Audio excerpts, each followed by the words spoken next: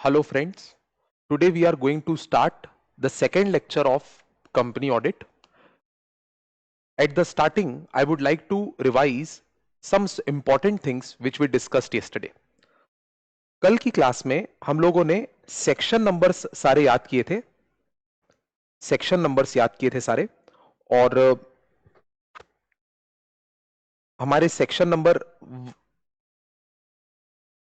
139 से लेकर 148 तक थे, 139 से लेकर 148 तक तीन चार इंपॉर्टेंट सेक्शंस याद दिला रहा हूं। 139 was about appointment, 140 was about removal, 141 was about qualification and disqualification and 142 was about remuneration. इसमें हम लोगों ने कल 141 पढ़ना शुरू किया था। इसके सब सेक्शन 1 में लिखा था कि इंडिविजुअल को ऑडिटर तब अपॉइंट करेंगे जब वो chartered accountant holding certificate of practice हो, और पार्टनरशिप फर्म को फर्म के नाम पे अपॉइंट करेंगे अगर उसके majority of the partners practising in India है। यह बात 141 में थी। 141 सबसेक्शन 2 में लिखा था अगर फर्म को ऑडिटर अपॉइंट कर रहे हैं या एलएलपी को ऑडिटर अपॉइंट कर रहे हैं तो उसके बिहाफ पर कोई भी एक ऐसा पार्टनर जो प्रैक्टिसिंग इन इंडिया हो वो फर्म के बिहाफ पे साइन करेगा और फर्म के बिहाफ पे एक्ट करेगा। 141 सबसेक्शन 3 में डिस्क्वालिफिकेशंस पढ़नी थी, बहुत सारी पढ़नी थी। कल केवल 3 पढ़ाया था। उसमें था बॉडी कॉर्पोरेट डिस्क्वालिफाइड है और कंपनी का एम्प्लॉय और ऑफिसर उस कंपनी का ऑडिटर नहीं बन पाएगा, और एम्प्लॉय और ऑफिसर के जो पार्टनर होंगे और जो उसके एम्प्लॉय होंगे वो डिस्क्वालिफाइड है। एक बात नोटिस कीजिएगा, एम्प्लॉय और ऑफिसर के रिलेटिव को डिस्क्वालीफाई नहीं किए, उसके पार्टनर और उसके एम्प्लॉय को डिस्क्वालीफाई किए। ये पॉइंट नंबर 3 था हमारा। और 141(4) में पढ़े थे कि अगर अपॉइंटमेंट हो जाने के बाद कोई ऑडिटर किसी डिस्क्वालिफिकेशन को इंकर करेगा तो वो उसकी ऑफिस वेकेट मान ली जाएगी और इसे कैजुअल वैकेंसी बोलते हैं। कल ये जो इंपॉर्टेंट कल जितना बताया था उसके ये बात का रिवीजन। अब बेटा आज की फ्रेश आज का नॉलेज शुरू करता हूं। Today's knowledge. आज जो मेरे को डिस्क्वालिफिकेशंस पढ़ाने हैं वो थोड़ा ध्यानपूर्वक सुनिएगा। एक एक पॉइंट बहुत कीमती है। कल भी बताया था कि सीए इंटर ग्रुप 1 में भी ये टॉपिक काम आना है, सीए इंटर ग्रुप 2 में भी काम आने वाला है। बुक वगैरह मत देखिए कृपया, मेरे लेक्चर पे ध्यान दीजिए। मैं बुक पे आपको लेके चलूंगा जब जरूरी होगा। देखिए, अगर कोई पर्सन, जब मैं पर्सन बोलूंगा तो अपने आप को इमेजिन कर लीजिएगा, यानी कि कोई चार्टर्ड अकाउंटेंट। अगर कोई पर्सन किसी कंपनी से 5 लाख रुपीस या उससे 5 लाख रुपीस से ज्यादा अमाउंट एक्सीडिंग 5 लाख से ज्यादा लोन वगैरह लेके रखा हुआ है, लोन वगैरह को लेके बोलते हैं इंडेटेड होना। तो मान लीजिए मैं खड़ा हूं यहां, मैंने अगर किसी कंपनी से, एक कंपनी का एग्जांपल ले रहा हूं, मान लीजिए गोदरेज लिमिटेड। तो अगर मैंने गोदरेज लिमिटेड से 5 लाख से ज्यादा का अमाउंट लोन वगैरह के रूप में लेके रखा है, जिसको इंग्लिश में बोलते हैं that I am indebted for an amount exceeding ₹5 lakh to this company. तो अगर कोई सीए कोई कंपनी से 5 लाख से ज्यादा का इंडेटेड होगा तो वो सीए उस कंपनी में ऑडिटर नहीं बन पाएगा। मतलब ही शैल नॉट बिकम, लाल पेन का प्रयोग करूंगा, he shall not become auditor. So this person can not become auditor,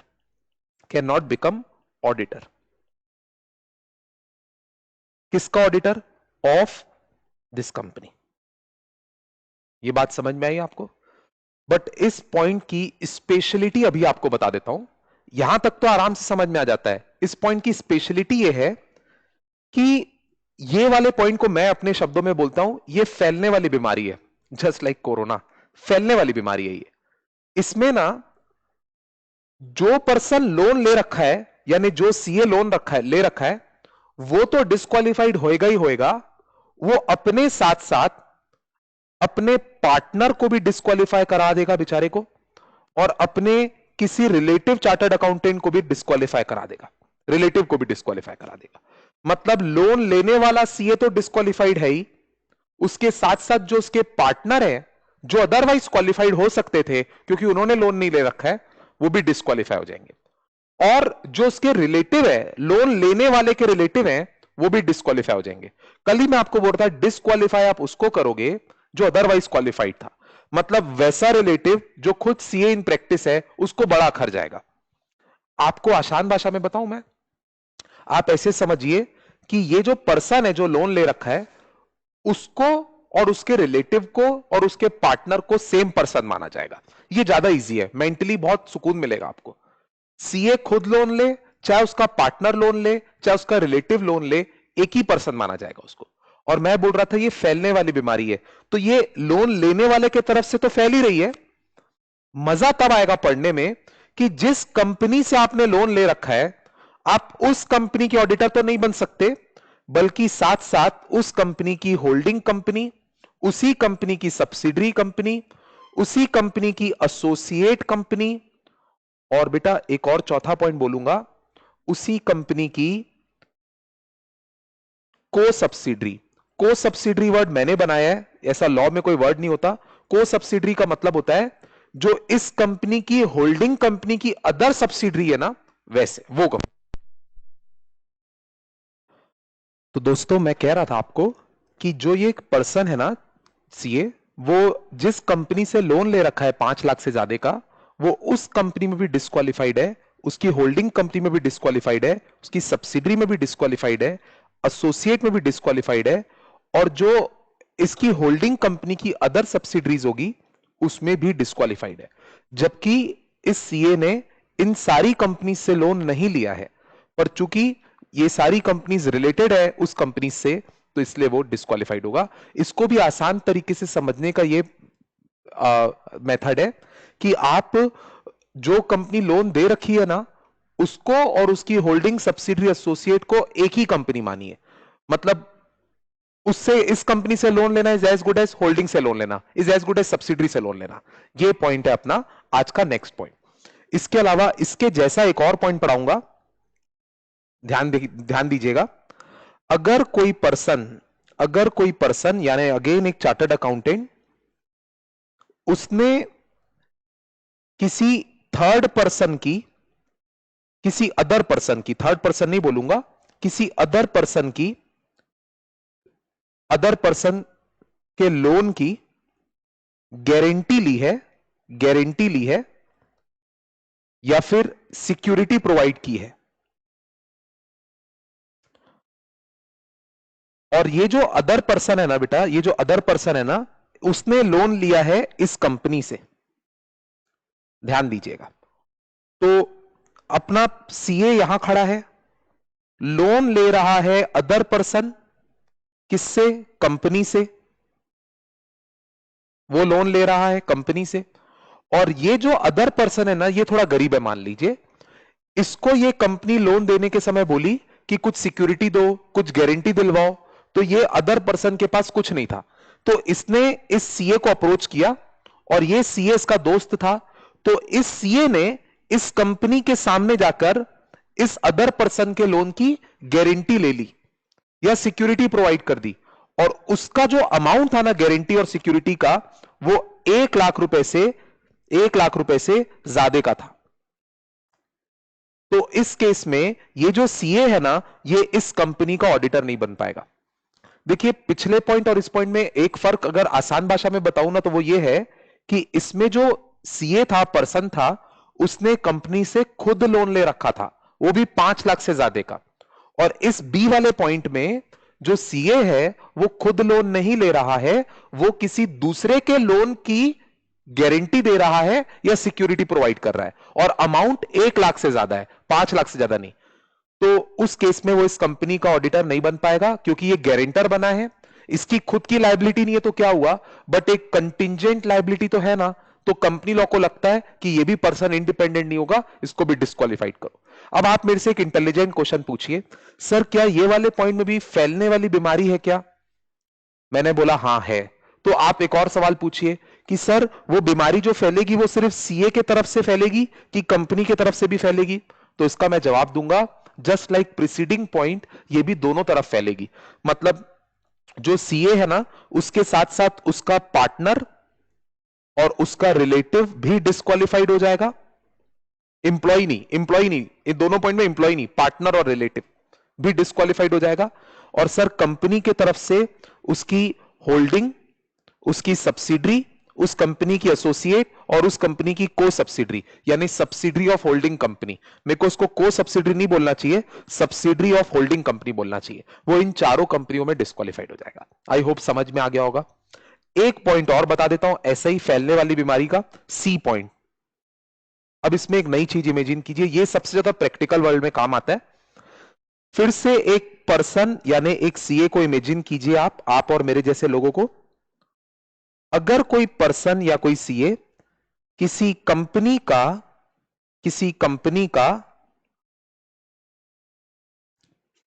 की सिक्योरिटीज को परचेज करके बैठा हुआ है, इन अदर वर्ड्स इन्वेस्टमेंट करके बैठा हुआ है कंपनी में, इन्वेस्टमेंट इन कंपनी।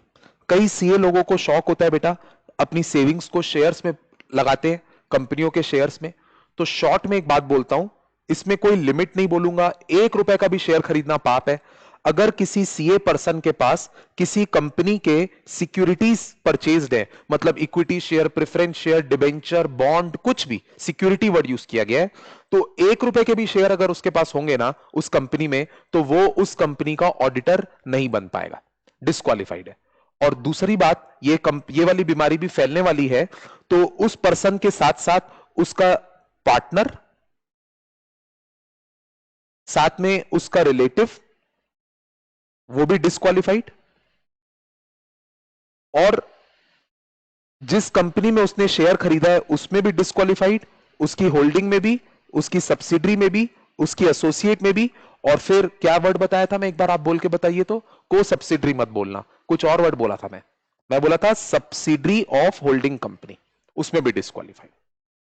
तो सर इस पॉइंट का मतलब यह हुआ कि सपोज सर आप स्टॉक मार्केट में इन्वेस्ट करते हो और आपके पास रिलायंस इंडस्ट्रीज के 1500 रुपए के रेट से 200 शेयर हैं, तो आप डिस्क्वालिफाइड। मैं बोलूंगा हाँ, रिलायंस में मेरे पास शेयर है, उसमें डिस्क्वालिफाइड। मेरे पास एक कंपनी है पावर ग्रिड कॉर्पोरेशन, उसके शेयर हैं, उसमें भी मैं डिस्क्वालिफाइड। मेरे पास एक कंपनी है, उसके भी शेयर है, हिंदुस्तान यूनिलीवर, उसके में शेयर में भी डिस्क्वालिफाइड। तो मैं जो जो कंपनियों को अपने पोर्टफोलियो में रखा हुआ हूं ना, जिसमें मैंने शेयर खरीद के रखे हैं, भले ही कितने भी वैल्यू के, 1 रुपए के भी रखे होंगे चाहे 1 करोड़ रुपए के भी रखे होंगे, तो मैं वो डिस्क्वालिफाइड हो जाऊंगा जी उस कंपनियों में। एक और क्लैरिफिकेशन दे देता हूं, मैं अगर उस कंपनी के शेयर को कैश सेगमेंट में नहीं खरीद के फ्यूचर्स एंड ऑप्शंस में भी खरीदा होगा ना, डेरिवेटिव्स में, जिसमें मेरे पास शेयर डीमेट अकाउंट में नहीं आते हैं, वो एक कॉन्ट्रैक्ट रहता है बस, उसमें भी आएंगे ना, एक वर्ड है ये, तो भी मैं डिस्क्वालिफाइड, क्योंकि ये क्लैरिफाई किया गया है। इसके ऊपर आप डाउट बेटा ज्यादा मत पूछिएगा, क्योंकि उतना काम का नहीं है। मैं डेरिवेटिव और कैश सेगमेंट में क्या फर्क होता है, इसके ऊपर मैं 3 घंटे की क्लास रख सकता हूं,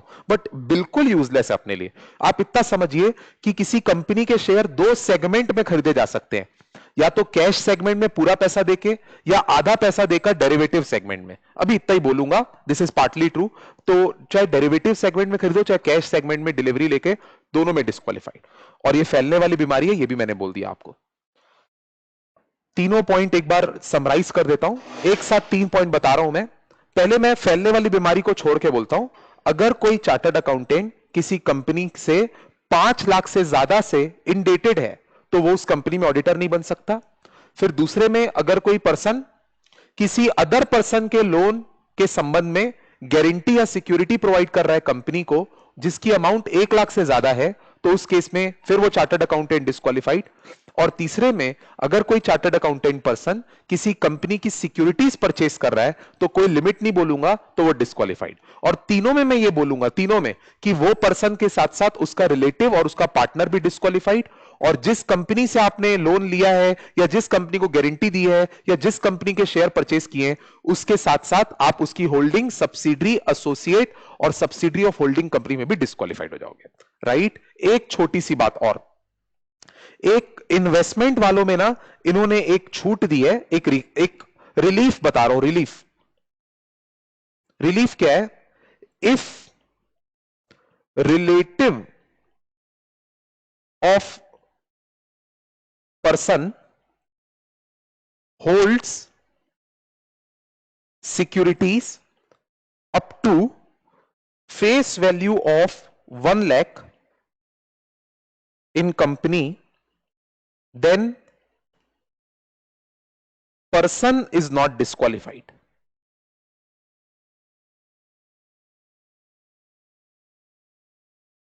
इस पॉइंट का मतलब क्या हुआ, मैं आपको आसान, इसको मत देखो मेरे रेड लिखे हुए को, इनको ये वाले पॉइंट में थोड़ी एग्जाम्शन देने की इच्छा हो गई। सिक्योरिटी परचेज वाले जो अपन तीसरे नंबर पे पढ़े ना, उसमें थोड़ी रियायत है। रियायत भी कहां है, ध्यान से सुनिए। सीए अगर खुद लोन सिक्योरिटीज परचेज करेगा या सीए का पार्टनर अगर शेयर खरीदेगा तो कोई रियायत नहीं है। सीए का जो रिलेटिव है वो अगर शेयर खरीदेगा तो उसमें रियायत है। एग्जाम्पल, जैसे मैं चार्टर्ड अकाउंटेंट इन प्रैक्टिस हूं, मेरे पास रिलायंस इंडस्ट्रीज के कोई शेयर नहीं है, कोई शेयर नहीं है, 1 रुपए के भी शेयर नहीं है, पर मेरे फादर के पास या मेरी मदर के पास अगर रिलायंस इंडस्ट्रीज के शेयर हैं और वो उसकी फेस वैल्यू 1 लाख रुपए से कम है तो मेरे को कोई कुछ नहीं बोलेगा, मैं बच जाऊंगा। बट अगर मेरे पार्टनर के पास शेयर होते ना 1 रुपए के भी, तो मैं फंस जाता। Very very important. रियायत कब दी गई है, देखो मेरे को शेयर खरीदना पाप है, मेरे पार्टनर को भी शेयर खरीदना पाप है। मैं खरीदूं वो खरीदूं, एक ही बात मानी जाएगी। रिलेटिव एक्वायर कर सकता है, होल्ड भी कर सकता है, बट उसमें एक लिमिट है, 1 लाख से कम की, 1 लाख तक की फेस वैल्यू के शेयर। अब इसमें एक डाउट बहुत इंपॉर्टेंट और बहुत सालों से बच्चे पूछ रहे हैं, उसका आंसर दे देता हूं। इंपॉर्टेंट डाउट, सर अगर खुद के पास 50,000 के शेयर हैं, रिलेटिव नहीं, शेयर की बात नहीं करूंगा, लोन की बात करता हूं, लोन की यहां पे।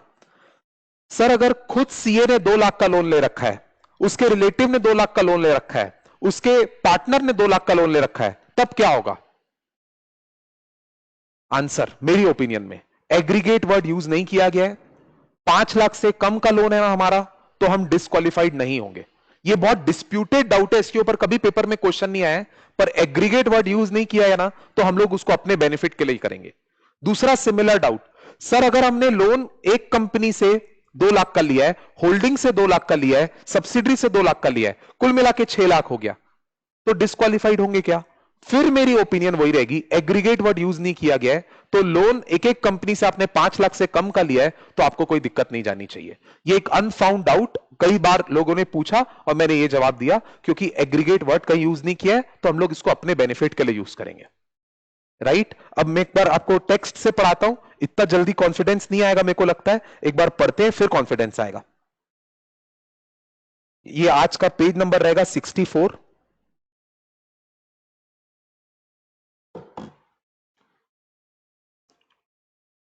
हेलो फ्रेंड्स, अभी हम लोग यही वाला लेक्चर कंटिन्यू करेंगे, बट आप सोच रहे होंगे सर ने शर्ट कैसे बदल दी अपनी। वो हुआ ये था बेटा कि जहां तक मैं आपको बताया हूं ना अभी तक, उसके बाद पावर ऑफ हो गया था और सेम डे शूटिंग हो नहीं पाई, तो अपन नेक्स्ट डे आके मैं यहाँ पे अब शूट कर रहा हूँ उस चीज को। तो मैंने देख लिया मैं आपको कहाँ तक बताया हूँ, और जो तीनों डिस्क्वालिफिकेशन के पॉइंट है, इनडेटनेस, सिक्योरिटी, इन्वेस्टमेंट और साथ में गारंटी देना, उसको मैं समझा दिया हूं। अब टेक्स्ट से पढ़ा रहा हूं, देखेंगे। पेज नंबर है 64। अ पर्सन, ये पर्सन मतलब सीए, पर्सन हु और हुज रिलेटिव और पार्टनर, ये हिज की जगह हुज होना चाहिए, हुज रिलेटिव और पार्टनर। तो मैं आपको बताया हूं ना, सीए करे चाहे उसका रिलेटिव चाहे उसका पार्टनर, लॉ एक ही चीज मानेगा, फैलने वाली बीमारी है। A person who or whose relative is holding any security or interest in the company or its subsidiary or holding or associate or subsidiary of holding company, बस तो ये पर्सन ना एक्चुअली डिस्क्वालिफाइड हो जाएगा। बार बार लिखेंगे तो नहीं, is disqualified to become auditor, but understood है ये। तो जब कोई पर्सन या उसका रिलेटिव या उसका पार्टनर सिक्योरिटी होल्ड करता है कंपनी में, होल्डिंग में या सब्सिडरी में या फिर को सब्सिडरी में, तो वो डिस्क्वालिफाइड पर्सन है। दूसरा पॉइंट ऐसे ही भाइयों, मैं इसमें आपको बताया था ना, एक रिलीफ दी गई है कि इन्वेस्टमेंट वाले पॉइंट में जो रिलेटिव है उसको 1 लाख रुपए की फेस वैल्यू के इन्वेस्टमेंट्स होल्ड करना अलाउड है। तो provided that relative may hold security और interest in the company of face value not exceeding 1 lakh. ये फेस वैल्यू वर्ड काफी इंपॉर्टेंट है, मार्केट वैल्यू नहीं, फेस वैल्यू 1 लाख रुपए तक ये अलाउड है। इसके बाद का भी 2 मिनट मत पढ़िए। अब आइए यहां से पढ़ना शुरू कीजिए वापस टॉप से। अ पर्सन और हुज रिलेटिव और whose partner is indebted to the company in excess of 5 lakh. Excess word महत्वपूर्ण, मतलब 5 लाख रुपए तक का कर्जा होगा तो कोई कुछ नहीं मानेगा, 5 लाख 1 रुपए का कर्जा होगा तो डिस्क्वालिफाइड। और ये भी फैलने वाली बीमारी है। तो who is indebted to the company और सब्सिडरी और होल्डिंग और एसोसिएट और को सब्सिडरी। अब थर्ड पॉइंट पढ़ाता हूं। अ पर्सन और हुज रिलेटिव और whose partner has given guarantee or provided security in connection with indebtedness of any third person to the company.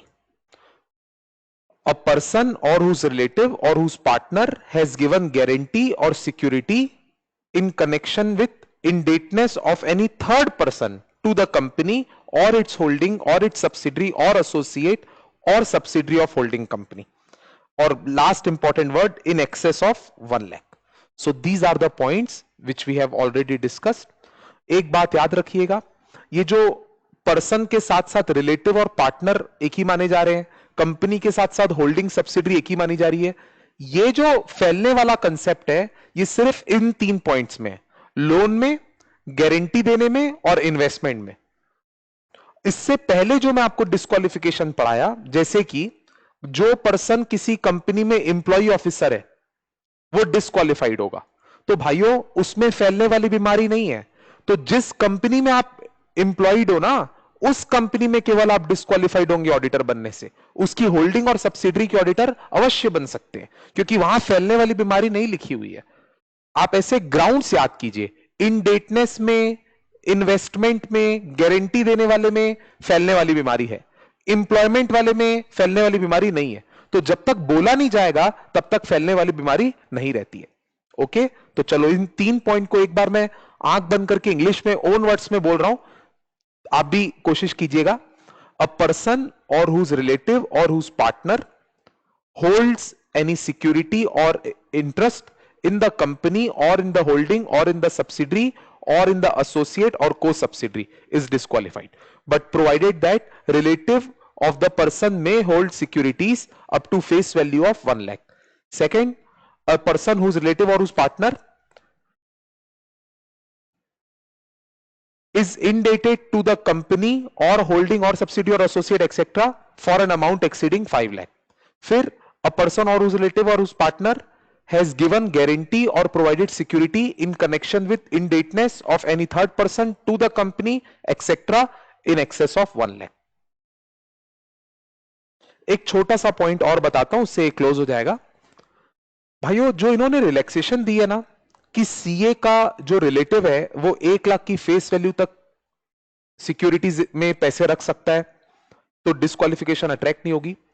उसके ऊपर एक और बात, सपोज कोई रिलेटिव, सीए का कोई रिलेटिव 1 लाख रुपए की फेस वैल्यू के इन्वेस्टमेंट रखा हुआ था उसी कंपनी में जहां पे ये सीए ऑडिटर था, बट बाय चांस सपोज उसने 1 लाख रुपए से ज्यादा का इन्वेस्टमेंट कर डाला, अचानक कर डाला, तो होना तो ये चाहिए कि अगर 1 लाख से ज्यादा इन्वेस्टमेंट किया तो सीए डिस्क्वालिफाइड हो जाएगा, क्योंकि आपने ये जो रियायत या रिलीफ दी गई थी उसको भी ब्रीच कर दिया, उससे भी ज्यादा इन्वेस्टमेंट खड़ा कर दिया।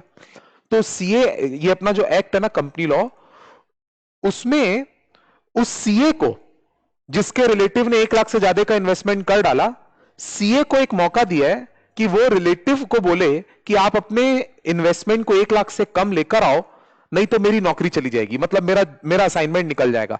तो शॉर्ट में बोलूंगा, अगर इन्वेस्टमेंट का अमाउंट रिलेटिव द्वारा 1 लाख से ज्यादा हो जाता है तो सीए को 60 डेज का टाइम दिया गया है, यानी ऑडिटर को 60 डेज का टाइम दिया गया है कि वो रिलेटिव को बोले कि वो इन्वेस्टमेंट को लिमिट से नीचे लेकर आ जाए।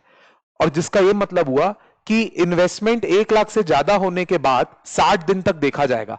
अगर 60 दिन तक भी उसने रिलेटिव ने अपनी होल्डिंग 1 लाख से फेस वैल्यू से कम नहीं लाई तो फिर अपना ऑडिटर ऑफिस वेकेट करेगा। तो पढ़ के देखिए, जहां से बोलूंगा वहां से अंडरलाइन करना।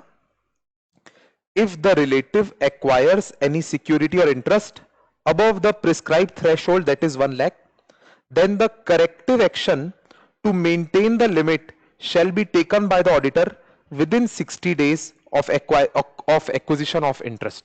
मतलब सीए को 60 डेज के अंदर करेक्टिव एक्शन लेना चाहिए कि रिलेटिव का जो इन्वेस्टमेंट अमाउंट है वो लिमिट के अंदर हो जाए।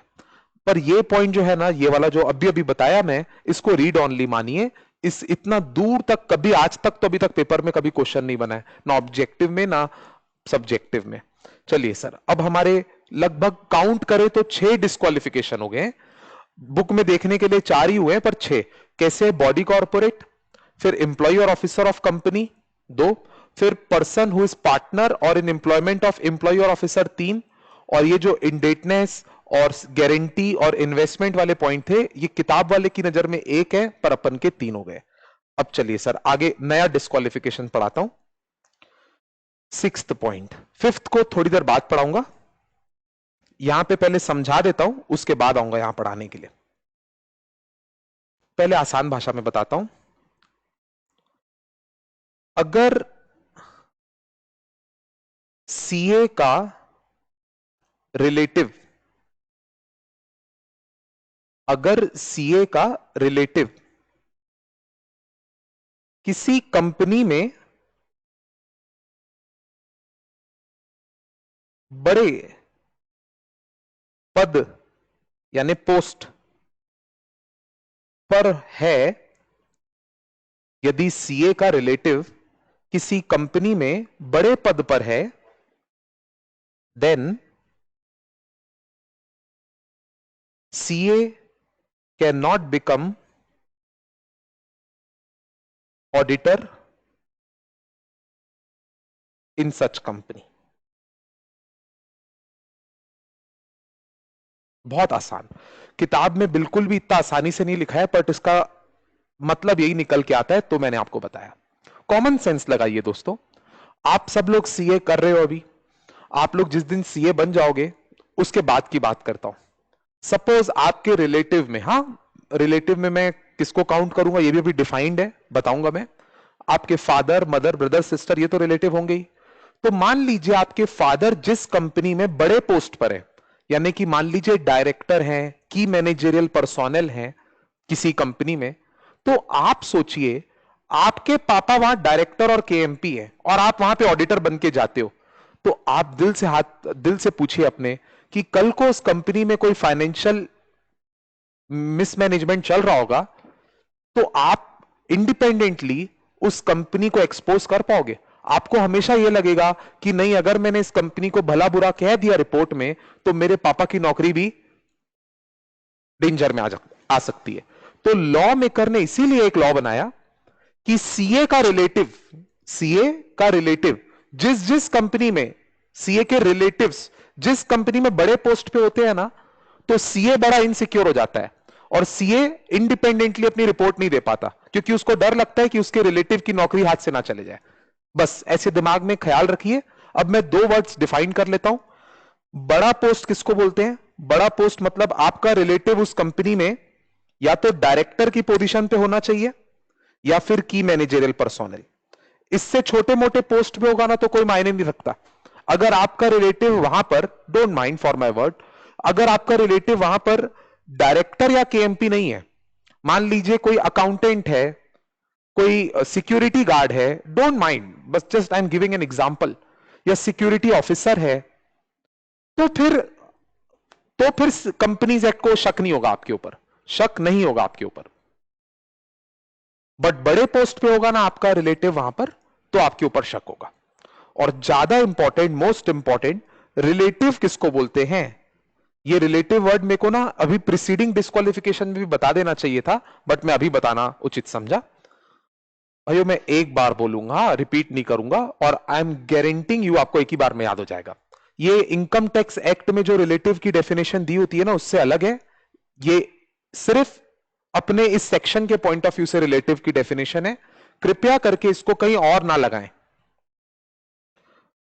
हम जब जिंदगी में सबसे पहले पैदा होते हैं तो हमारी मुलाकात हमारे फादर मदर से होती है, क्योंकि उस समय हमारे ब्रदर सिस्टर नहीं होते। मान लेते हैं हम लोग फर्स्ट चाइल्ड है अपने पापा मम्मी के, तो father and mother are your relatives, then brother and sister are also relatives, so this is your nuclear family. But thereafter you get married and you have a spouse, therefore spouse also becomes a relative, and after that you have your own children, so your son or daughter becomes your relative. इसके आगे थोड़ा एक कदम और आगे चलेंगे. Then son gets married and then arrives son's wife यानी बहू. Daughter gets married, then arrives दामाद जी यानी डॉटर्स हस्बैंड.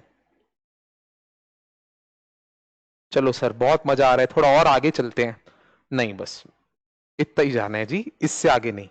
तो टोटल हो गए 3 3 9 रिलेटिव. 1 2 3 4 5 6 7 8 9. इससे ज्यादा एक रिलेटिव मत सोचिएगा. बड़ा दुख होगा आपको, ग्रैंड मदर ग्रैंड फादर नहीं लिखा है ना, ब्रदर्स वाइफ नहीं लिखा है, सिस्टर्स हस्बैंड नहीं लिखा है ना. ये सब बातें मैं आपको क्लियर कर देता हूं. इंस्टीट्यूट इतनी स्मार्ट है ना, जानबूझ के इनके अलावा जो और घनिष्ठ लोग होते हैं उन्हीं के ऊपर क्वेश्चन बनाती है. मैंने 2 क्वेश्चन अभी ध्यान में आ रहे हैं. सिस्टर्स हस्बैंड के ऊपर क्वेश्चन आया था कि एक सीए है, उसकी सिस्टर का हस्बैंड के पास किसी कंपनी के 1 लाख से ज्यादा के शेयर्स हैं या 1 लाख से कम के शेयर्स है, वॉट एवर, 1 लाख से ज्यादा भी मान लो, कोई फर्क नहीं पड़ता. तो क्या उस सीए को उस कंपनी में ऑडिटर बन जाना चाहिए जबकि जीजाजी के पास 1 लाख से ज्यादा के शेयर है? तो आंसर है जीजाजी is nobody for us because he is not relative. अगर उसके पास 1 करोड़, उनके पास 1 करोड़ के भी शेयर होंगे ना, तो भी हमको कोई फर्क नहीं पड़ता, रिलेटिव नहीं है क्योंकि. तो ये छोटी छोटी बातें ध्यान रखिएगा. तो भाइयों बताओ अभी ओन वर्ड्स में क्या डिस्क्वालिफिकेशन का पॉइंट बताया मैंने? सर आपने बताया कि अगर कोई पर्सन का रिलेटिव किसी कंपनी में या तो डायरेक्टर है या तो की मैनेजरियल पर्सोनल है, तो उस पर्सन को यानी सीए को उस कंपनी में ऑडिटर नहीं बनना चाहिए. तो आप एक डाउट पूछिए अभी मुझसे, सर क्या इस पे फैलने वाली बीमारी है? यानी कि जैसे फॉर एग्जांपल अगर कंपनी के पॉइंट ऑफ व्यू से सोचा जाए तो उस सीए को उस कंपनी की होल्डिंग सब्सिडरी एसोसिएट में ऑडिटर नहीं बनना चाहिए, ऐसा है क्या? The answer is no no no. जब तक मैं बताऊंगा नहीं तब तक नहीं होता. और जिस सीए के रिलेटिव बड़े पोस्ट पे काम कर रहे हैं बस वही सीए डिस्क्वालिफाइड होगा, उसके साथ साथ उसके पार्टनर वगैरह डिस्क्वालिफाई नहीं होने वाले. ये भी बात क्लियर कर दी मैंने आपको. ओके तो चलिए पढ़ते हैं पॉइंट को. अब पर्सन, यहां पे पर्सन जब भी होता है तो मैं सीए बोलता हूं क्योंकि डिस्क्वालीफाई सीए को ही करेंगे. A person whose relative is a director और, एक्चुअली थोड़ा अंडरलाइन और अच्छे से करना चाहिए मुझे. A person whose relative is director और key managerial personnel in a company और ब्रैकेट में can not become auditor of that company. That's all. Sir इसका एक एग्जाम्पल दे दीजिए. मैं एग्जाम्पल दे रहा हूं, जैसे मैं एक सीए हूं तो जो मेरे रिलेटिव्स हैं 9, मेरे जो 9 रिलेटिव्स हैं, मेरे फादर से लेके मेरे बेटे तक, पूरा सर्कल सोच लीजिए. इनमें से अगर कोई भी व्यक्ति किसी कंपनी में डायरेक्टर या केएमपी की नौकरी पर होगा तो मुझे उस कंपनी का ऑडिटर नहीं बनना चाहिए. बस दैट्स ऑल. इतना ही इस पॉइंट का मतलब है. चलिए सर अब ये अपन के अब जोड़ के अगर मैं बोलूं तो 7 डिस्क्वालिफिकेशन हो गए किताब के हिसाब से. 6th पॉइंट पे हम लोग. अब मैं आपको एक और इंटरेस्टिंग डिस्क्वालिफिकेशन बता देता हूं. बड़े बड़े पॉइंट थोड़ा बाद में पढ़ेंगे. ये देखिए sir, 8th point next page का पढ़ा रहा हूं अभी इस वक्त।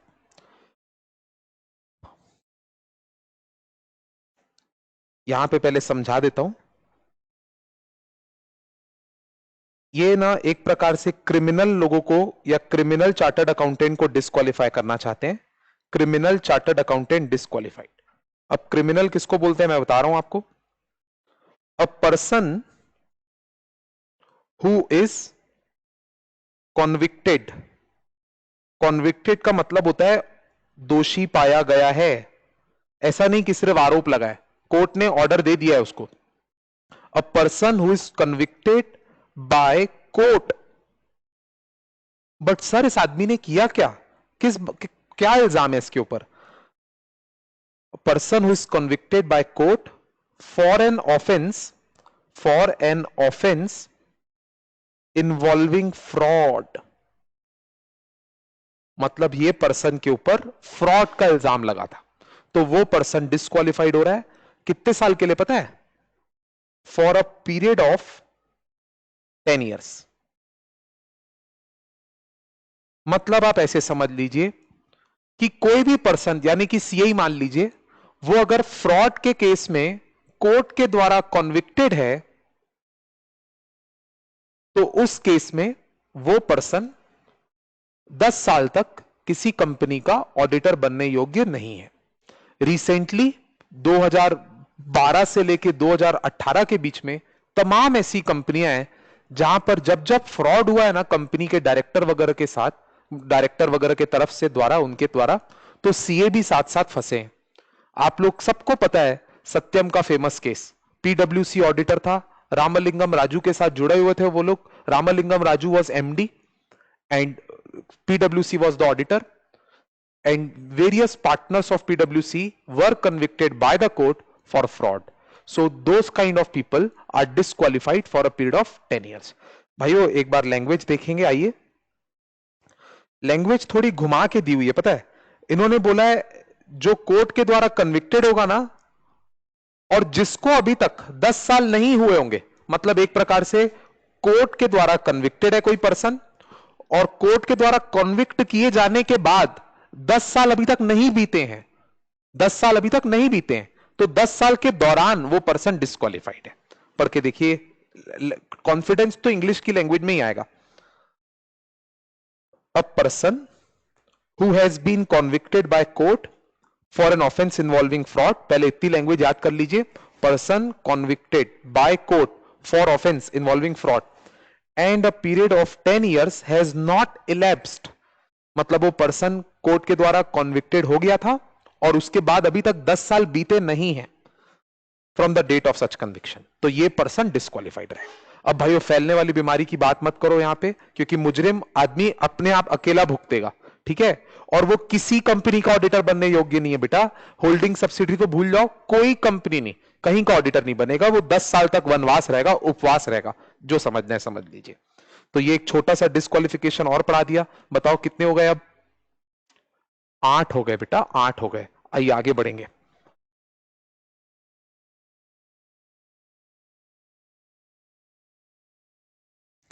प्रीवियस पेज में आइएगा, एक बड़ा पॉइंट पढ़ा रहा हूं, 7th पॉइंट पढ़ा रहा हूं इस बार। ये हमारा 9th है, मेंटली हमारा 9th है। इसको पढ़ाने से पहले मेरे को फिर से एक छोटा सा डायग्राम बना के बताना पड़ेगा। इसमें लिखा है अ person who is in full time employment elsewhere. बस, कुछ और नहीं, कुछ और नहीं। तो इस पॉइंट का मैं ट्रांसलेशन कर लेता हूं। मेरे को थोड़ी सी हंसी इसलिए आ रही है इस पॉइंट के ऊपर, आपको पता चल जाएगा मैं क्यों हंस रहूंगा। कई लोग को तो अभी से समझ में आ गया होगा। इन्होंने लिखा है कि अगर कोई चार्टर्ड अकाउंटेंट कहीं पर फुल टाइम एम्प्लॉयमेंट में लगा हुआ है तो वो किसी कंपनी का ऑडिटर नहीं बन सकता। बस मैं बोलना चाहता हूं आपको, जो chartered accountant full time employment में कहीं पे काम कर रहा होता है वो तो प्रैक्टिसिंग चार्टर्ड अकाउंटेंट ही नहीं होता जी, उसको तो सीओपी नहीं मिलती आईसीआई से, और जिसको सीओपी नहीं मिलेगी आईसीआई से वो तो वैसे ही रेस में ही नहीं है बेटा, उसकी तो गिनती च नहीं हो रही है। इसीलिए आईसीआई को, मतलब कंपनीज एक्ट को, ये पॉइंट नहीं लिखना चाहिए था कि जो पर्सन फुल टाइम एम्प्लॉयमेंट में होगा कहीं पर वो कंपनी का ऑडिटर नहीं बनेगा। ये बोलने की जरूरत ही नहीं थी, क्योंकि ऐसे वाले प्रैक्टिसिंग सीए होते ही नहीं है। क्योंकि अगर वो लोग ये काम कर रहे होंगे ना कहीं पे फुल टाइम एम्प्लॉयमेंट में, तो कंपनीज एक्ट तो उनको बाद में धक्का देके गिराएगा। पहले तो सीए एक्ट ही धक्का देके गिरा चुका होगा उनको। उनको सीओपी ही नहीं मिलती, और सीओपी नहीं मिलती तो वो वैसे भी क्वालिफाइड नहीं होते। बस, तो इस पे और ज्यादा वक्त जाया नहीं करूंगा, काफी है इतना बताना। बट आप इसकी इज्जत रखिएगा, पेपर में इसके बावजूद भी क्वेश्चन आता है तो आपको याद रखना पड़ेगा। अब एक और इसके साथ साथ पॉइंट बता रहा हूं, ये इंटरेस्टिंग है, इस पे कई डाउट्स भी आते हैं, बट मैं जितना बता रहा हूं ना प्लीज उसको पहले समझ लीजिए। A person who is holding office as auditor in 20 or more companies, person who is holding office as auditor, मतलब पोस्ट ऑफ ऑडिटर, इन 20 और मोर कंपनीज। इसको एक प्रकार से आप अपने दिमाग में ऐसे समझिए कि कंपनीज एक्ट ने बोला है कि चार्टर्ड अकाउंटेंट इन प्रैक्टिस जो ऑफिस खोल के बैठा हुआ है यानी आप, उसको ना बहुत सारा काम सर पे नहीं लेना चाहिए। अगर वो बहुत सारा काम सर पे ले लेगा, बहुत सारी कंपनियों में एक साथ ऑडिटर बन जाएगा, तो फिर उसकी क्वालिटी ऑफ सर्विस पे बहुत ज्यादा एडवर्स इफेक्ट आएगा। इसीलिए यह बोला है कि चार्टर्ड अकाउंटेंट के पास अगर किसी समय पर 20 कंपनियों की ऑडिट है, 20 कंपनियों में वो एक वक्त पर ऑडिटर अपॉइंटेड है, तो उसको, हो गॉड, उसको 21वीं नहीं लेनी चाहिए, गलत हो जाएगा बहुत। इसमें आपका डाउट यह आता है, सर इसका यह मतलब हुआ क्या कि हम एक साल में 20 ऑडिट कर पाएंगे? सर इसका यह मतलब हुआ क्या कि हम जिंदगी भर में 20 ऑडिट कर पाएंगे?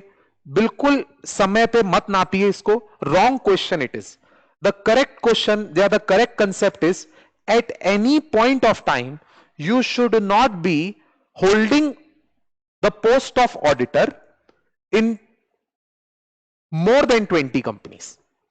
20 तक चलेगा, 20 is good, 20 is good, but अगर आप 20 में बैठे हो तो उसके बाद आपको 21st नहीं लेना चाहिए, क्योंकि अगर आपके पास कोई नया ग्राहक आया तो उसकी अगर आप एक्सेप्ट कर लोगे तो आप तो गलत हो जाएगा बेटा।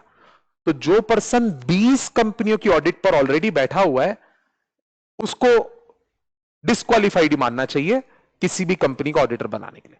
अब आप मेरे से एक और डाउट पूछोगे, सर आप 20 और मोर क्यों लिखे हो? आपको तो सिर्फ 20 लिखना चाहिए, क्योंकि जो व्यक्ति 20 पे बैठा है वो डिस्क्वालिफाइड।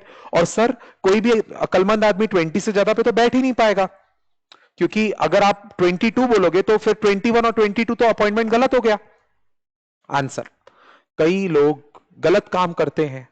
मान लीजिए आपकी कंपनी किसी सीए को ऑडिटर बनाना चाहती है और उससे पूछा आपने कि तुम कितनी कंपनी के ऑडिटर हो, तो वो आदमी बोला कि मैं 22 कंपनियों का ऑडिटर हूं, मान लीजिए।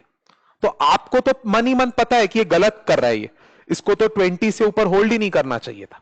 तो भाइयों, टेंशन की बात उसके लिए है जो 22 होल्ड कर रहा है, और टेंशन की बात उन एक्स्ट्रा 2 कंपनियों के लिए जहां पर ऐसा थोड़ा ग्रीडी पर्सन ऑडिटर अपॉइंटेड है।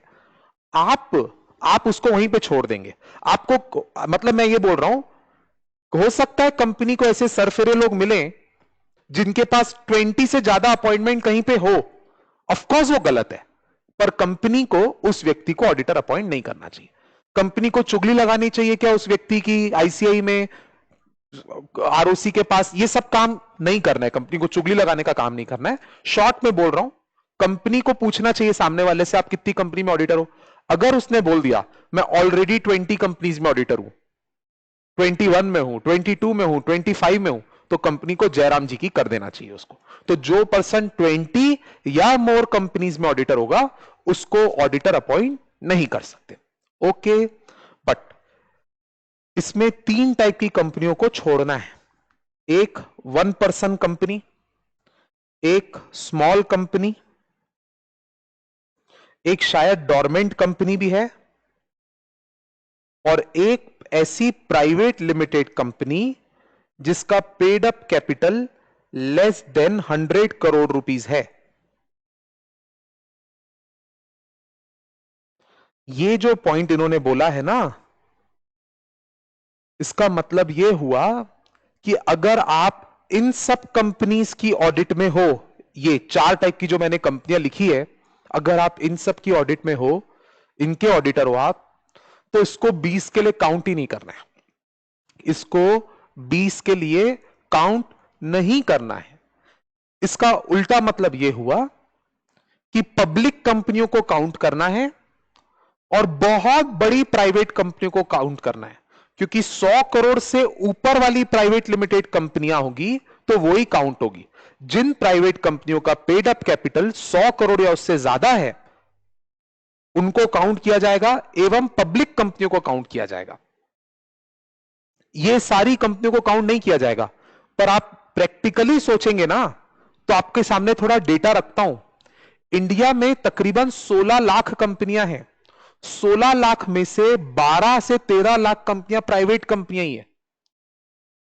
और प्राइवेट कंपनियों में ऐसी कंपनियां जिनका पेड अप कैपिटल 100 करोड़ से कम है, मेरे को लगता है उनकी संख्या 80% होगी। मतलब 10 लाख प्राइवेट कंपनियां ऐसी होगी मेरे मेरे नॉलेज में, जिनका पेड अप कैपिटल 100 करोड़ से कम है, बकायदा है। तो सोच के देखो ना बेटा, अगर आप इसी को काउंट नहीं करोगे तो सीए तो बढ़िया दिन दुगनी रात चौगुनी ऑडिट करेगा इन सब कंपनियों की, क्योंकि ये सब कंपनियों को तो काउंट ही नहीं करना है। हमारे इंडिया रायपुर में ज्यादातर कंपनियां, 90% कंपनियां रायपुर में अगर बात करूं तो प्राइवेट कंपनियां हैं, और उस 90% में से भी 90% कंपनियां ऐसी होगी जो प्राइवेट कंपनी है और जिसका पेड अप कैपिटल 100 करोड़ से कम है।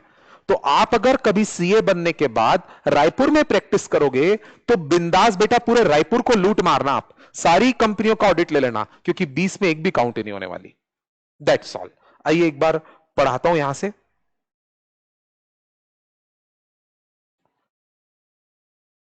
अ person who is in full time employment elsewhere, ये वाले पॉइंट में दोनों डिस्क्वालिफिकेशन कवर्ड है।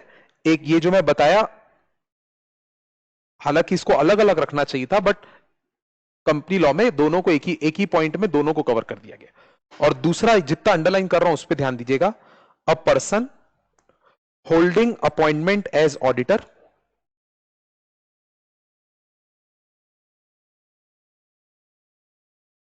Holding appointment as auditor of more than 20 companies, of more than 20 companies. भाइयों ये 20 और मोर भी पढ़ा जा सकता है, 20 और मोर पढ़ना भी ज्यादा मेरे हिसाब से लॉजिकल होगा।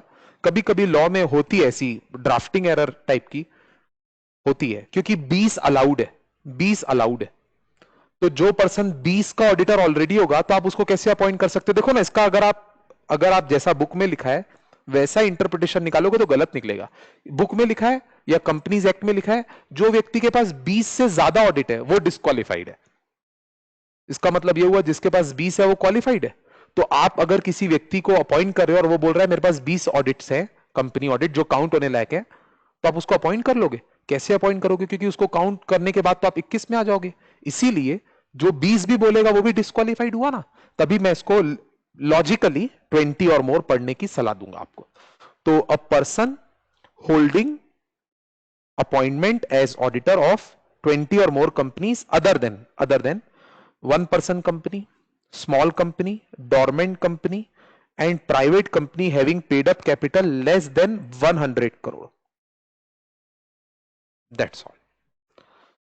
अब एक और डाउट बहुत इंपॉर्टेंट सर, हमारा एक डाउट है कि जैसे एक व्यक्ति है जिसका नाम है मिस्टर यश गुप्ता, मान लीजिए आप ही लोग में से किसी एक स्टूडेंट को मैं समझ लो याद कर रहा हूं, वो सीए है, वो भी प्रैक्टिसिंग सीए। तो सर उस व्यक्ति ने, मिस्टर यश गुप्ता ने एक पार्टनरशिप फर्म ज्वाइन करके रखी हुई है,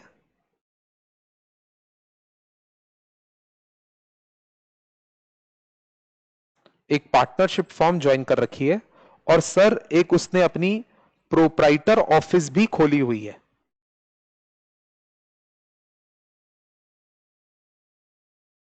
तो सर आपने अभी अभी बताया कि इसको 20 की लिमिट मिलेगी। भाइयों मैं जब भी 20 की लिमिट बोलूं ना, तो मैं वही कंपनियों की बात कर रहा हूं, मान लीजिएगा, जो काउंट होने योग्य है। यानी मैं 1% company, small company, dormant company और प्राइवेट लिमिटेड कंपनी जिसका पेड अप कैपिटल 100 करोड़ से कम है, उसको काउंट नहीं कर रहा हूं। तो यश गुप्ता के पास दो ऑफिसेज हैं, एक पार्टनरशिप और एक प्रोप्राइटरशिप। तो सर ये यश गुप्ता यहां पर 20 फर्म्स, 20 कंपनियों की ऑडिट थ्रू पार्टनरशिप फर्म करे और बाकी 20 और भी ले ले और थ्रू प्रोप्राइटरशिप करे, ऐसा चलेगा क्या? The answer is no. No, ये यश गुप्ता को अपनी पार्टनरशिप फर्म में जितनी ऑडिट्स अपने मतलब अपना खुद साइन करनी है, एवं जो प्रोप्राइटरशिप फर्म के नाम पर उसने ऑडिट ले रखी है, ये दोनों जोड़कर उसको अप टू 20 मेंटेन करना है। दोनों जोड़कर अप टू 20 मेंटेन करना है। एक और ये था डाउट नंबर 1। एक डाउट नंबर 2, सर एक पार्टनरशिप फर्म में, एक पार्टनरशिप फर्म में अगर 3 प्रैक्टिसिंग पार्टनर्स हैं, ए, बी और सी, तीनों सीए इन प्रैक्टिस है, तो इस पार्टनरशिप फर्म को कितनी ऑडिट करने की इजाजत मिलेगी? पूरी फर्म को 20 मिलेगी कि पर पार्टनर के हिसाब से 20-20 की लिमिट मिलेगी? इसका मतलब 60 हो जाएगा। ये आपका डाउट। तो आंसर इज, पार्टनरशिप फर्म के केस में 20 ऑडिट्स पर पर प्रैक्टिसिंग पार्टनर का कंसेप्ट है, पर प्रैक्टिसिंग पार्टनर। यानी कि मान लीजिए कि एक सीए फर्म है जिसमें 5 पार्टनर्स हैं, उसमें से 3 प्रैक्टिसिंग पार्टनर है और एक नॉन प्रैक्टिसिंग पार्टनर है, मतलब सीए इन प्रैक्टिस नहीं है पर पार्टनर है, और एक इंजीनियर है। अब आप ये मत पूछ लेना सर ये सीए जब प्रैक्टिस में नहीं है तो ये पार्टनर कैसे बना? बेटा अदर प्रोफेशन का आदमी पार्टनर बन सकता है, तो फिर जो नॉन प्रैक्टिसिंग सीए हो सकता है वो भी कोई काम का हो, इसीलिए उसको पार्टनर बनाया जा सकता है। मैं ये कभी नहीं बोला कि जो व्यक्ति सीए इन प्रैक्टिस नहीं है वो पार्टनर नहीं बन सकता, मैं ऐसा नहीं बोला। मैं बोला वो व्यक्ति ऑडिटर नहीं बन सकता, पर वो सीए फर्म में पार्टनर जरूर हो सकता है। तो एक नॉन प्रैक्टिसिंग सीए और 3 प्रैक्टिसिंग सीए और एक इंजीनियर अगर एक फर्म में पार्टनर्स हैं, तो इसको लिमिट कितनी मिलेगी? 3 इंटू 20 इज इक्वल टू 60। ठीक है, एक और डाउट क्लियर कर देता हूं। सपोज जो 3 पार्टनर्स हैं, प्रैक्टिसिंग पार्टनर्स, उसमें से एक पार्टनर जिसका नाम ए है, दूसरे का नाम बी है और तीसरे का नाम सी है, उसमें बी और C don't have personal form, don't have personal form. इसके पास भी नहीं है, इसके पास भी नहीं है। बट ये जो ए है ना, ये बड़ा मेहनती और पॉपुलर पर्सन है, वो इस फर्म का भी पार्टनर है और उसके पास एक पर्सनल ऑफिस भी है, प्रोप्राइटर वाली ऑफिस भी है। और मान लीजिए उस प्रोप्राइटर ऑफिस में उसको 5 ऑडिट्स मिल चुकी है कंपनियों की, वो भी वो कंपनियों की जो काउंट होना चाहिए। तो भाइयों मैं आपको क्या बताया हूं कि ए के पास अगर यहां 5 ऑडिट है तो ए की टोटल लिमिट 20 की है, तो कायदे से उसको फर्म में अपने आप को डिस्क्लोज करवा देना चाहिए पार्टनर्स को कि देखो जी, ये ए बैठ के बी और सी को बताएगा कि 20 में से मैं अपनी 5 ऑडिट ले चुका हूं, मैं किसी 5 कंपनियों में ऑलरेडी ऑडिटर हूं, तो मेरे को अब 20 के लायक काउंट मत करना, मेरे को आप 15 के लायक काउंट करना। मतलब अब ये जो पार्टनरशिप फर्म है ना, जो एबीसी की फर्म है ना, इसकी लिमिट हो जाएगी 3 इंटू 20 यानी कि 60। बट इसमें से जो प्राइवेट असाइनमेंट ए ने ले रखा है वो माइनस हो जाएगा 5। तो इसीलिए फॉर्म में ऐसा काउंट किया जाएगा कि बी के नाम पे 20, नाम पे मतलब बी को काउंट करके 20, सी को काउंट करके 20 और ए को काउंट करके 15। इतनी ही ऑडिट्स फॉर्म एक्सेप्ट कर पाएगी, राइट? और अगर इतनी ऑडिट्स ले लिए, मान लीजिए ले लिए, और कोई नया क्लाइंट भी आया, एक डाउट पूछ रहे हो आप, सर कोई सीए है जिसने 20 ऑडिट ले रखी है, कोई एकदम नया डाउट बोल रहा हूं, कोई सीए है जो 20 काउंट होने वाली ऑडिट होल्ड करके रखा हुआ है, कोई 21वीं कंपनी आती है और सीए का बड़ा मन है कि वो उस 21वीं कंपनी की ऑडिट करे, तो कोई दिक्कत नहीं है बेटा, वो 20 में से किसी में रिजाइन कर ले, रिमूव हो जाए वहां पे, वहां से रिजाइन करके एक कम कर देगा तो 19 पे आ जाएगा, 19 से 20वीं ज्वाइन कर ले, ऐसे भी हो सकता है। तो चलिए, जो अभी अभी बताया ना वो सबको टेक्स्ट से पढ़ाता हूं भाइयों। ये जो इसके बाद ये पॉइंट्स लिखे हैं ना, इसको इग्नोर कर दीजिएगा, ये नोट को इग्नोर कर दीजिएगा, इसमें सिर्फ इतना लिखा है, मैं बता देता हूं, एग्जाम के लिए नहीं है, कि प्राइवेट कंपनी और ये जो 4 टाइप की कंपनियों को काउंट नहीं करने की बात की गई है ना, वो ये कंपनियां तब काउंट नहीं होगी अगर ये कंपनियां सेक्शन 137 और सेक्शन 92 का कंप्लायंस कर रही होगी। क्या बोल रहे हो सर, समझ नहीं आया, फिर से बोल रहा हूं।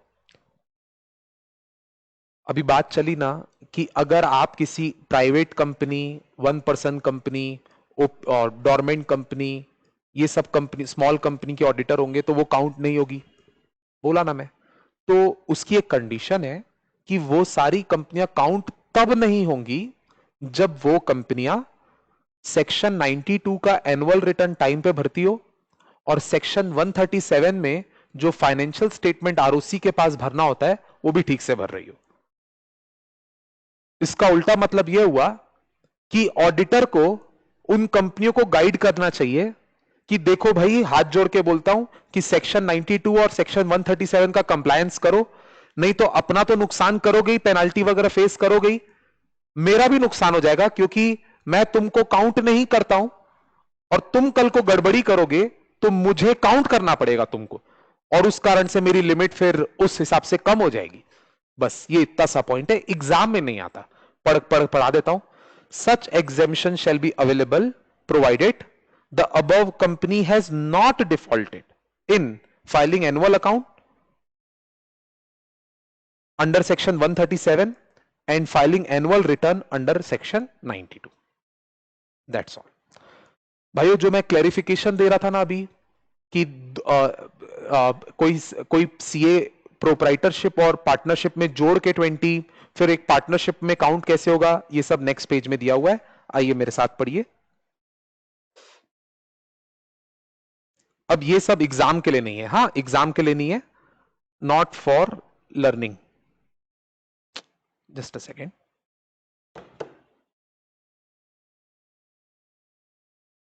तो इसको यहां पे लिख दे रहा हूं मैं, रीड ऑनली।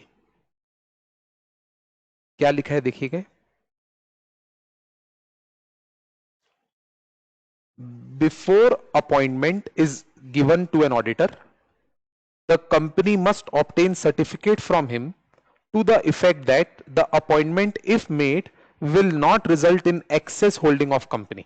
बस बस बस, हिंदी में क्या मतलब हुआ इसका, कंपनी को बोला गया है, कंपनी के ऊपर जिम्मेदारी लगाई गई है कि जब भी किसी सीए को अपना ऑडिटर बनाने के सोचते हो तो पहले तो उससे एक सर्टिफिकेट लो, प्रमाण पत्र लो, जिसमें वो कसम खा के बोल रहा हो कि अगर ये कंपनी उस सीए को अपना ऑडिटर अपॉइंट कर भी लेगी तो उसकी, उस सीए की जो टोटल ऑडिट्स हैं वो जो लिमिट लिखी हुई है 20, उससे ज्यादा नहीं होनी चाहिए।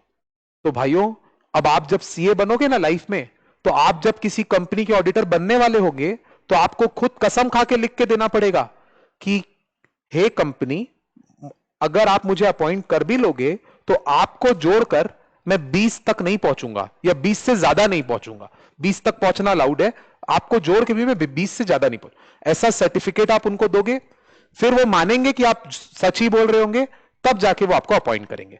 कल को गड़बड़ी हुई होगी तो फिर आप फंसोगे लंबा, क्योंकि सर्टिफिकेट आप झूठा क्यों दोगे भाई, सर्टिफिकेट में सच लिखना जरूरी होता है। तो ये इस प्रोविजन के कारण गड़बड़ी होने का प्रश्न ही नहीं उठता। सो एक बार दोबारा पढ़ लेता हूं, before appointment is given to any auditor, मतलब ऑडिटर को नियुक्त करने से पहले the company must obtain a certificate from him, मतलब कंपनी उसको बोलेगी सर्टिफिकेट लाके दो, उसमें लिख के दो that the appointment if made, अगर हम तुम्हारा अपॉइंटमेंट कर दें, it will not result in excess holding of company. इस अगर हम तुम्हारा अपॉइंटमेंट कर भी लें तो आपके पास लिमिट से ज्यादा ऑडिट नहीं रहेगी। बस ये छोटी सी फॉर्मेलिटी करनी है। अब ये जो जी पॉइंट है ना पूरा भाई रिपीट हो गया, ये क्लैरिफिकेशन है, इसको पहले तो क्रॉस कर देते हैं। नहीं, इसको मैं क्या बोलूंगा, ये देखो, ये अ person who is in full time employment elsewhere और और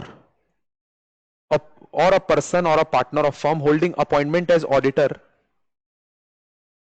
of more than 20 companies। Actually ये रिपीट है, तो आई एम सॉरी, मैं प्रीवियस पेज में पढ़ा चुका हूं, तो इसको रिपीट के कारण ऐसे बकायदा लिख के क्रॉस कर दीजिएगा रिपीट। तो एग्जाम्पल पढ़ते हैं इसके बाद। Suppose A B C and company is a audit firm having partners A B and C. अब एक स्टूडेंट डाउट पूछा मन ही मन, मेरे को सुनाई दिया यहां तक। उसने बोला सर ये देखो क्या लिखा है, ABC and company audit firm. Sir इसका मतलब ये ऑडिट फर्म मतलब एक पार्टनरशिप फर्म है, और सर इन्होंने तो कंपनी बना ली है, एबीसी एंड कंपनी लिखा है। नहीं सर, कंपनी लिख देने से कंपनी नहीं होती है, लिमिटेड या प्राइवेट लिमिटेड वर्ड लिखने से कंपनी होती है। तो पार्टनरशिप फर्म्स का नाम एंड कंपनी वर्ड से खत्म हो सकता है, ठीक है। मतलब 200 में से एक स्टूडेंट को ऐसा डाउट होगा, मेरे को लगता है, अगर होगा भी तो, बट मेरा फर्ज था बताना। आप सदर बाजार चले जाइए कभी रायपुर में, सब सीए लोगों की ऑफिस के बाहर ना एंड कंपनी ही लिखा रहता है। एक फर्म है जहां पे मेरा फ्रेंड आर्टिकल शिप करता था, आरबी दोषी एंड कंपनी। एक और मेरा friend audit Joglekar and company, Sanjay Jhabak and company. लगभग सभी सीए लोगों की फर्म का नाम, चाहे प्रोप्राइटरशिप हो चाहे पार्टनरशिप, अक्सर एंड कंपनी से खत्म होता है। इसका मतलब ये नाम नहीं है, इसका मतलब ये नहीं है कि वो लोग कंपनी बना के काम कर रहे हैं, कंपनी बनाना अलाउड नहीं है। तो ABC and company is a audit firm having partners ABC, A B and C, chartered accountants. Chartered accountant का मतलब मनी मन मान लीजिएगा कि सी इन प्रैक्टिस है। Mr A B and C are holding appointment as auditor in 4, 6 and 10 companies respectively. इसका मतलब यह हुआ कि ये लोग फर्म में भी काम कर रहे हैं, फर्म में भी पार्टनर है, और ए ने 4 जगह पर्सनल अपॉइंटमेंट ले रखा है, बी ने 6 जगह और सी ने 10 जगह पर्सनल अपॉइंटमेंट ले रखा है। सीधी बात है, उतना इनकी लिमिट कम हो जाएगी, तो ए अब 20 के लायक नहीं माना जाएगा फर्म के पॉइंट ऑफ व्यू से, 20 में से 4 हट जाएंगे, 16 के लायक माना जाएगा। क्वेश्चन है, प्रोवाइड का मतलब है, मान लीजिए मतलब right the maximum number of audit remaining in the name of ABC and company, in the name of ABC and company. मतलब अब फर्म अपने नाम पे कितने ऑडिट्स ले सकती है। भाइयों अगर ये तीनों पार्टनर कहीं और काम नहीं कर रहे होते ना, तो फिर बढ़िया 3 इंटू 20 60 मिल जाती इनको। बट आपको जैसे मैंने बताया, डायरेक्ट कंक्लूजन पे आ रहा हूं मैं, ABC can hold appointment as auditor of 40 more companies. ये 40 कैसे आया?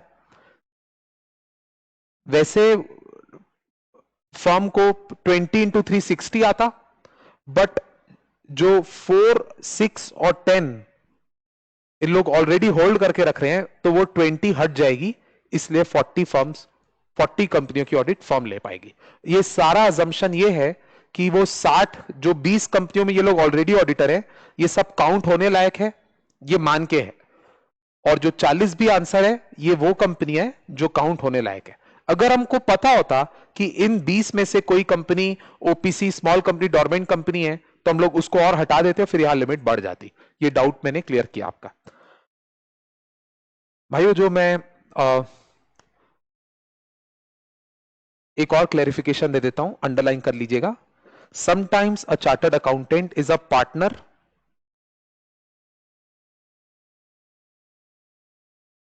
इन नंबर ऑफ ऑडिट फर्म्स। कभी कभी एक सीए कई सारी फर्म में पार्टनर बन जाता है। In such case all the firms in which he is a partner or proprietor will be together entitled to 20 companies audit on his account. मतलब जहां जहां भी वो पार्टनर है, उन सबको जोड़ा जाएगा, हर जगह मिलाकर उसको 20 की एंटाइटलमेंट मिली है। दूसरा क्वेश्चन हमारा ऊपर क्या था, ये देखिए, very important question. Provide the maximum number of audit remaining in the individual partner. मतलब ए पर्सनली कितना ले सकता है, बी पर्सनली कितना और सी पर्सनली कितना। Very easy question. तो ए 20 में से 4 16, बी 20 में से 6 हटा दीजिए 14 और सी 20 में से 10 हटा दीजिए 10। ओके, तो इसमें और गहरा क्वेश्चन नहीं आएगा, इतना नॉलेज आप अपने पास रखिए, काफी होगा। 2 मिनट में ये पॉइंट को रिवाइज करा रहा हूं। ऐसा पर्सन जो कहीं फुल टाइम एम्प्लॉयमेंट में है वो ऑडिटर नहीं बन सकता किसी कंपनी का, और ऐसा पर्सन या पार्टनर जो 20 और मोर कंपनीज का ऑडिटर ऑलरेडी है वो भी ऑडिटर अपॉइंट नहीं हो सकता, एक्सेप्ट फॉर, मतलब उसमें काउंट ही नहीं करेंगे 1% कंपनी, स्मॉल कंपनी और डोरमेंट कंपनी और ऐसी प्राइवेट लिमिटेड कंपनी जिसका पेड अप कैपिटल 100 करोड़ से कम है, उसको काउंट नहीं करेंगे। और इन सब में अपॉइंट होना है तो हो जाइए, कोई दिक्कत नहीं है।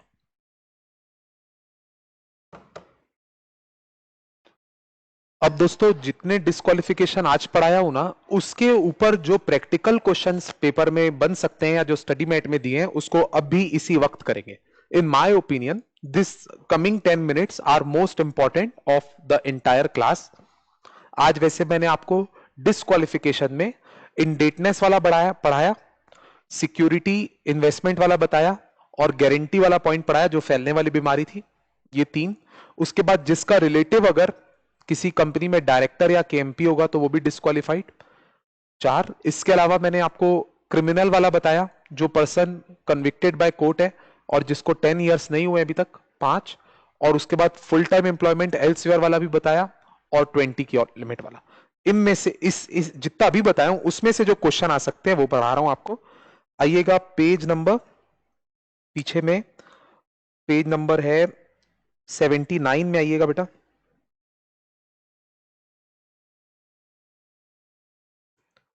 बड़ा इंटरेस्टिंग है क्वेश्चन, आपको क्वेश्चन समझना है इस वक्त, आंसर बताने की कोशिश मत कीजिए। क्वेश्चन जब अच्छे से समझ में आता है ना तो अपने आप आंसर आ जाता है समझ में। EF limited appointed an individual firm Naresh and company chartered accountant as auditor of the company at the AGM held on 30th September 2016। प्यार से, एक कंपनी है EF लिमिटेड, उसने नरेश एंड कंपनी इंडिविजुअल को ऑडिटर अपॉइंट किया। मन से एक बात बोल रहा हूं, जब अपॉइंटमेंट हुआ होगा ना तो नरेश एंड कंपनी के नाम पे नहीं हुआ होगा, इंडिविजुअल को इंडिविजुअल के नाम पे अपॉइंट किया जाता है। सपोज इसका नाम होगा नरेश गुप्ता, तो ये नरेश गुप्ता के नाम पे अपॉइंट हुआ होगा। अगर ये पार्टनरशिप फर्म होती ना तो फर्म के नाम पे अपॉइंट होती। ये पर्सनल एक्स्ट्रा नॉलेज, इसको लिखने की कोई जरूरत नहीं, आंसर में नंबर कट जाएंगे, मत लिखना, क्योंकि इंडिविजुअल इंडिविजुअल के नाम पे अपॉइंट होता है। Mrs Kamala wife of Mr Naresh, अच्छा, invested in equity shares face value 1 lakh of EF limited on 15 October 2016। इसका मतलब भाइयों 30 सितंबर को नरेश अपॉइंट हुआ ऑडिटर, कमला ने काम खराब करने का कोशिश किया, इसके अपॉइंट होने के 15 दिन के बाद ये बंदा ऑडिटर बन चुका है ना बाय ड्यू, ऐसा मत बोलना ये डिस्क्वालिफाइड है। अगर आपको इसके ऊपर गुस्सा आ भी रहा होगा ना तो इसको अपनी ऑफिस वेकेट करनी पड़ेगी। अब मैं सेक्शन नंबर बोलूंगा और आप कांप जाओगे घर में बैठे बैठे। अगर कोई सीए ऑडिटर बनने के बाद डिस्क्वालीफाई होता है तो कौन सा सेक्शन लागू होता है, नहीं याद है आपको? अगर आपको याद है, God bless you, 141 subsection 4, auditor appoint होने के बाद अगर डिस्क्वालिफिकेशन आ गई 141(4), तो अगर नरेश के ऊपर यहां पे चिंता के बादल छाएंगे तो 141(4) एप्लीकेबल होगा, अगर छाएंगे तो वाइफ रिलेटिव होती है कि नहीं बेटा? यस सर, बिल्कुल होती है। यहां पे पिछली बैच में तो कई स्टूडेंट से क्वेश्चन पूछता था ना, तो सबसे पहले नालायक स्पाउस से ही शुरू करते थे रिलेटिव बताना, खैर छोड़िए उनको। तो Mrs Kamala wife of Mr Naresh invested in the equity share face value 1 lakh, तो आगे लिखा है but Naresh continues to function as a statutory auditor. Comment, Naresh को बिल्कुल डर नहीं लग रहा है, नरेश अभी भी ऑडिटर के पद पे बैठा हुआ है। आपको कमेंट करना है कि सब सही हो रहा है कि नहीं। तो आंसर है ये इन्वेस्टमेंट वाला पॉइंट है, इसमें रिलीफ दी गई थी और रिलेटिव 1 लाख की फेस वैल्यू तक शेयर होल्ड कर सकता है, ये भी बताया था। वाइफ बड़ी स्मार्ट है, एग्जैक्ट 1 लाख के ही शेयर पकड़ के बैठी है, तो हस्बैंड के ऊपर आंच नहीं आएगी, क्योंकि वाइफ ने 1 लाख रुपए के ही शेयर ओन करके रखे हैं। 1 रुपए के भी ज्यादा शेयर खरीदे होते ना तो फिर प्रॉब्लम हो जाती थी। अच्छा हुआ लॉ में मार्केट वैल्यू नहीं है, फेस वैल्यू 1 लाख है, वो आज भी 1 लाख रहेगी, कल भी 1 लाख रहेगी, परसों भी 1 लाख रहेगी। अगर लॉ में 1 लाख मार्केट वैल्यू लिखा होता ना, केओस हो जाता, क्योंकि मार्केट वैल्यू तो रोज चेंज होती है, हर मिनट चेंज होती है। तो कभी कभी ऐसा होता आज 1 लाख से ज्यादा है, कल 1 लाख से कम है, फिर परसों 1 लाख से ज्यादा है, नरसों 1 लाख से कम है। तो कंपनी लॉ को पता था कि इसमें दिक्कत जाएगी, तो ऑडिटर उठेगा बैठेगा उठेगा बैठेगा, परेशानी हो जाएगी, इसीलिए फेस वैल्यू को लिखा है इन्होंने लॉ में। तो लिखेंगे कैसे आंसर, पहले वो लॉ लिखेंगे। आपको क्या लगता है इसमें कौन सा लॉ एप्लीकेबल होगा? सर इसमें वो लॉ एप्लीकेबल होगा, इफ अ पर्सन और whose partner or whose relative hold securities in the company then he shall be not in the company or holding or subsidiary वगैरह, he can not become auditor, but provided that relative में hold shares up to 1 lakh face value. ये सब पूरा law आपको लिखना चाहिए। इससे पूरे के पूरे डिस्क्वालिफिकेशन मत लिख देना भाई 10 के 10, ऐसा नहीं करने का है, यही वाला लिखना है। और इसमें भी आप चाहो ना थोड़ी कंजूसी कर सकते हो, आपको सिर्फ इतना लिखना है, इफ अ पर्सन और हिज रिलेटिव, पार्टनर उड़ा दोगे तो भी चलेगा, क्योंकि क्योंकि आपका क्वेश्चन तो रिलेटिव तक जा रहा है, बट कंजूसी मत करिए, पार्टनर भी लिख देंगे। पर कंपनी के साथ साथ होल्डिंग सब्सिडरी एसोसिएट नहीं भी लिखोगे, रिस्क ले लोगे तो चलेगा, क्योंकि जो इस क्वेश्चन की रिक्वायरमेंट है ना उसके हिसाब से आपको लॉ बताना है। खैर पढ़ते हैं इन्होंने क्या लिखा है।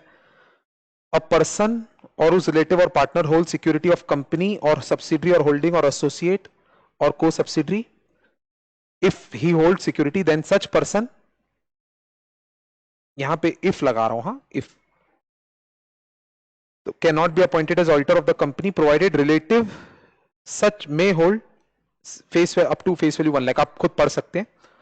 इन this case Mr Naresh did not hold any security, thank God. Naresh के पास भाई 1 रुपए की भी शेयर होते तो बात बिगड़ जाती कि नहीं, आप बताइए। अच्छा हुआ नरेश के पास बिल्कुल भी शेयर्स नहीं है, जस्ट अ सेकेंड। अच्छा हुआ नरेश के पास बिल्कुल भी शेयर्स नहीं है, but Mrs Kamala his wife held equity shares of face value this much within the specified limit. तो ये हो गया फैक्ट ऑफ द केस, ये हो गया लॉ, और अब आएगा कंक्लूजन थोड़ी देर बाद। Further, if an auditor becomes subject to any disqualification after appointment then he shall be deemed to have vacated his office। मेरे हिसाब से लिखने की जरूरत नहीं थी, 141(4) लिखने की जरूरत नहीं थी, क्योंकि वो सिचुएशन आने ही नहीं वाली है। Hence Naresh and company can continue to function as auditor even after 15th October। चलो सर आगे बढ़ेंगे, और क्या पढ़ाना है मेरे को दिखाता हूं आपको। नेक्स्ट पेज में आइएगा, कमेंट करके छोड़ दूंगा, आंसर आप पढ़ लीजिएगा जी। Mr. A, a practicing chartered accountant, his holding securities of XYZ Limited, having face value मात्र 900। क्या बढ़िया सीए, देखो 1 लाख रुपए तक तो गए ही नहीं है, सिर्फ 900 रुपए की फेस वैल्यू के शेयर ओन करके रखा हुआ है सीए खुद। Whether Mr A is qualified for appointment as auditor? The answer is बिल्कुल नहीं, बिल्कुल नहीं, बिल्कुल नहीं, बिल्कुल नहीं, क्योंकि 1 रुपए की भी शेयर ओन करना सीए के लिए या उसके पार्टनर के लिए पाप है। तो he is not disqualified, he's not qualified। आगे बढ़ा रहा हूं। Mr. P is a practicing chartered accountant and Mr. Q is relative of Mr. P। थोड़ा ध्यान दीजिएगा, Mr. P is a CA, Mr. Q is relative of P, भाई होगा, फिर फादर हो सकते हैं, कुछ भी। थोड़ा धीरे पढ़ रहा हूं। Mr. P is a chartered accountant, practicing chartered accountant and Mr. Q relative of Mr. P, comma के बाद लिखा है is holding securities in ABC limited face value 90,000। भाइयों थोड़ा क्लियर पढ़िएगा, पी के पास शेयर है कि क्यू के पास शेयर है? आंसर इज क्यू के पास। पी जो प्रैक्टिसिंग सीए है उसके पास शेयर नहीं है, क्यू जो कि रिलेटिव है उसके पास शेयर है, फेस वैल्यू 90,000। बहुत अच्छा। Can mister P B qualified from being appointment? Qualified, yes he is qualified, तो he will not be disqualified। तो कंक्लूजन दिखा रहा हूं, P will not be disqualified, पूरा लॉ लिख देंगे आप। अब एक क्वेश्चन और, BC and company is an audit firm having partners B, C and A। वो तो नाम से ही दिख रहा था। sorry, I'm really sorry, I should learn slow. BC and company is an audit firm having partners B and C, and Mr. A the relative of Mr. C. थोड़ा धीरे पढ़ना चाहिए, अगर मैं ऐसे पढ़ रहा था ना B, C and A गलत निकल रहा था. And Mr A the relative of Mr C, मतलब मिस्टर ए जो है वो पार्टनर का रिलेटिव है, is holding security of face value 1,01,000. अरे यार ये तो बहुत बेकार रिलेटिव है, दुश्मन है ये रिलेटिव. तो 1,01,000 के शेयर ले लिया है जाके. भाइयों जो सी का रिलेटिव है, ठीक से सुनो, सी का रिलेटिव, सी सी ए है, उसका रिलेटिव अगर शेयर ओन करता है 1,00,000 से 1,00,000 से ज्यादा के, तो उस ए की गलती के कारण, रिलेटिव की गलती के कारण सी ऑडिटर नहीं बन सकता. सी ऑडिटर नहीं बन सकता क्योंकि उसके रिलेटिव के पास शेयर है. और अगर सी ऑडिटर नहीं बन पाएगा ना, तो फिर सी का पार्टनर बी और सी की पूरी फर्म भी डिस्क्वालिफाइड हो जाएगी. Whether BC and company is qualified from appointment, क्या फर्म ऑडिटर बन सकती है? The answer is no. मैं दोबारा बोल रहा हूं, ए के कारण सी डिस्क्वालिफाइड होगा और सी के कारण बी और पूरी फर्म, पूरे लोग डिस्क्वालिफाई हो जाएंगे. जरूर से आंसर पढ़ लीजिएगा. बस दोस्तों, कोई डाउट्स वगैरह होंगे तो आप हमेशा टेलीग्राम में, व्हाट्सएप में मुझसे पूछ सकते हैं. ये आज हमारी क्लास नंबर 2 खत्म होती है ऑडिट की क्लास ओवर. रुक जाना रुपेश.